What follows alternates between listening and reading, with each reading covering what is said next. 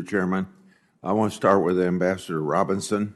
In August, the Justice Department Inspector General released a report that showed DEA is failing to oversee foreign law enforcement units.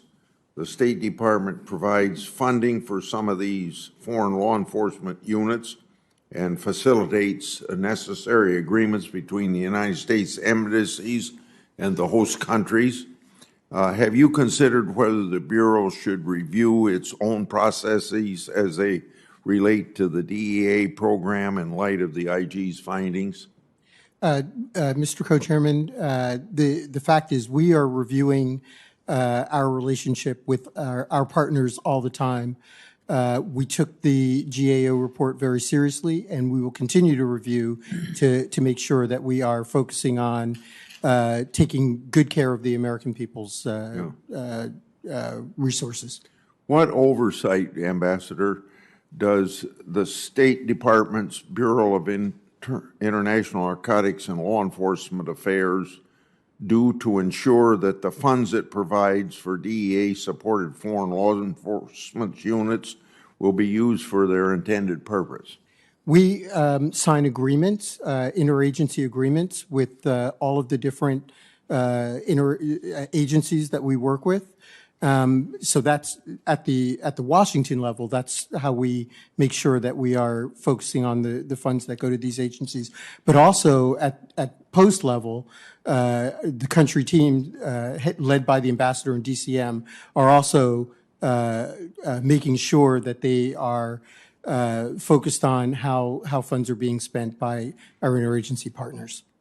Also, Mr. Ambassador, the IG recommended that DEA conduct a comprehensive review of its local foreign law enforcement units to ensure that necessary and appropriate agreements are up to date.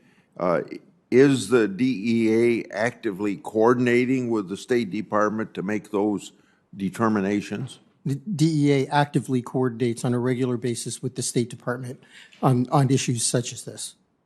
To your knowledge, are up-to-date letters of agreement in place for all the countries where DEA has established relationships with local foreign law enforcement units? To my knowledge, yes. Okay. For Mr. Schwartz, we had a recent Justice Department Inspector General report, the same one I've referred to, found that the DEA doesn't have a complete list of foreign law enforcement units that it supports and doesn't have a complete record of funding provided by the state and defense departments to support the units. Do you agree that the DEA headquarters should conduct strong oversight of the relationships its country officers form with foreign law enforcement partners? Well, thank you, Mr. Co-Chairman. The Department, of course, takes the Inspector General's report extremely seriously. And I'm happy to note that on August 26th, the DEA announced that it was doing an independent, top-to-bottom review of its foreign and international footprint, including all of the issues raised by the Inspector General. And we, of course, will follow that independent review and take any appropriate actions that are suggested thereby. Also, Mr. Schwartz, do you agree that when serious incidents occur involving DEA-supported foreign law enforcement units, it's incumbent upon the DEA headquarters to conduct oversight to identify problems and prevent similar incidents? I'm confident, Senator, that that is the position taken by the DEA administrator, by all of those involved at DEA headquarters, to carefully monitor this activity and, again, to abide by the results of the independent review of their international footprint. Okay. And also, Mr. Schwartz, I recently chaired this drug caucus field hearing in Cedar Rapids, Iowa. At that hearing, there was a person named Jeffrey Stamm, director of the Midwest HIDA, testified that every state, including Iowa, is a border state.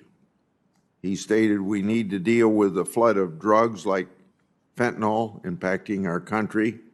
You mentioned in your written testimony two Department of Justice anti-corruption programs that work in Mexico. How are these programs and trainings effective in stopping fentanyl and other deadly drugs from entering the United States? Well, thank you, Mr. Co-Chairman. The broader framework, of course, for our cooperation with Mexico has now been set by the new bicentennial framework and the high-level security dialogue, which Attorney General Garland attended, as did I, the ambassador, last month. That's its framework that's going to focus us on illicit finance, on precursor chemicals, and to provide a new direction forward.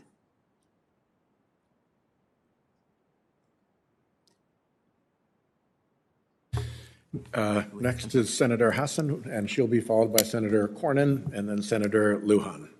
Well,